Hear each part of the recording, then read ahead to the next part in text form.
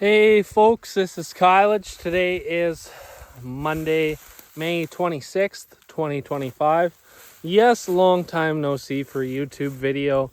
But we're here today down at the Finlater pastures and just wanted to show you what I've come up with in the electric fence department.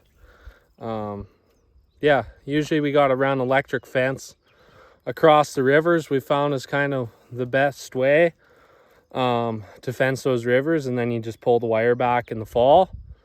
So one of the troubles we had is that our electric fencers are just car battery fencers, and every couple weeks you got to come down with a new car battery, and you got to have a spare one charged up at home. Remember to bring it. It's rattling around on the quad, just about falls off 3 times by the time you make it down here, and then it's been dead for 3 days or whatever, so you plug it in and off you go. But just not overly convenient, just something more to do.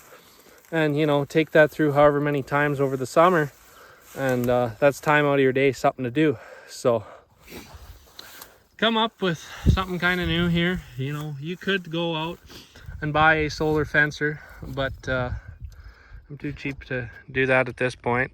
But no, I might still get one at some point soon here. But what I ended up doing is I went on the internet, Princess Auto, and got a 125 watt solar panel. It's a little overpowered. They say about 10 watts per joule of fencer. And I estimate that both these old electric fencers put out about 3 joules a piece. Not overly huge, but fine for the short distance we're running here. So I wanted to go to the store and get those, but they didn't have them in stock, so just ordered on the internet and they showed up. So got those, and they came with this Coleman charge controller there. Kind of shopped around and figured this was the best bang for your buck. It was decent quality for an alright price, 180 bucks. And you need that charge controller so you don't fry your battery. So, and I had to put some wire ends on and whatnot, and found some old wire from I don't know what. So put ends on this, made this kind of quick disconnect here. Just your generic crimp-on ends. By no means am I a whiz at wiring, because I'm just a rancher, but yeah. Then, had to make it look all official, put some conduit on there so the cows don't chew the wires, but they might even chew this one, so maybe I'll tie it up or come up with something. And then I read that the charge controller shouldn't be out in the rain, so I figured, well, I better get a tub for it. And, electric fencer wouldn't hurt it to be inside. So kind of got a nice big size tub, threw some spare zip ties in the bottom, whatnot. And yeah, so your wire runs down through the lid of the tub. And then there's more quick disconnects on the back of this charge controller here. And then I just ran those over to the car battery here. Yeah, I know you're probably supposed to use a deep cycle, which I had on here before, but it was pretty much dead. So figured I should start it with this one, which had it had a full charge, or pretty close to a full charge in it. But yeah, you can run a generic car battery on these just fine. It's just that the lifespan of a car battery compared to a marine battery, well, this car battery is going to wear out before the deep cycle one. You won't get as many years out of it, but that's all right, because this battery's, destined for electric fence, because it's kind of half screwed up to the point where it won't start a car. So yeah, quick spin on wing nut to connect your charge controller there. And then you just clip your electric fencer on. I brought a bolt along so I could hang it in there, and drilled a couple holes in the Rubbermaid going to my ground and my power. This is just the aluminum electric fence wire. It ain't nothing fancy, but it'll do for what we're working on today.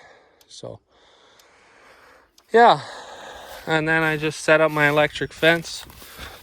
Well, Leighton and I came and did this a few weeks ago, but we just put a battery on it and called it a day. This was before I had the solar panels.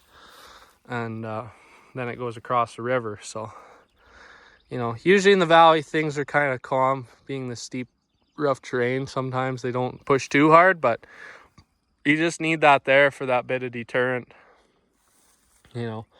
And yeah, found these rebar posts. They'll probably stay in better than those step ends in the soft ground here. I don't know, we'll see. So that's kind of what I got set up here. I got a completely identical setup.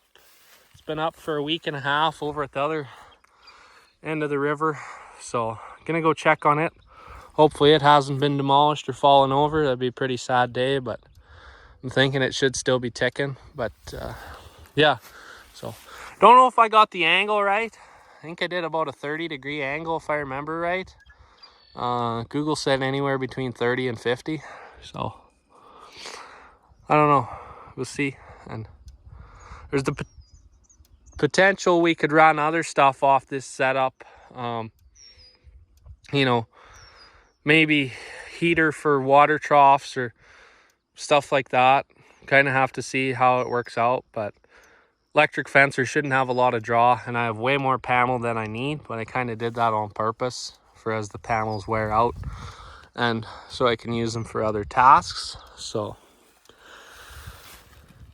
yeah, I don't know what I'd be into this. So I'd be, well, $200 for the solar panel by the time taxes and all that racket were done. Conduit, so $10 a piece. What else did I buy? Oh, a tub was $10. Wire ends, we kind of had those. So probably about the $230 mark. Materials for this project, you could say. I guess I didn't count lumber because I just used what was laying around. So throw lumber in, then that ups your cost. But that's kind of what I spent out of pocket, was about $220, $230, somewhere in there per setup. So just kind of hoping that that'll save some time, save some labor. And then when we move into this pasture here, I'll just take the far one, load it up, and take it down there. And yeah, so I mean, it's not real easy to move. It fills a whole truckload, and took me forever to pack all those tools, but what do you do kind of deal. So yeah, that's my electric fencer here. So yeah, this is an antique. That's a Beeline electric fencer. Now, good luck finding another one of those. That's hard to come by. It was really hard to find specs on them. So I found one similar and just kind of guessed that it would maybe be about 3 joules. So I think I found the model below and the model above. So I just kind of guessed on that, old PAMI reports. So yeah, and I don't know if it works good. I might play around more with electric fence.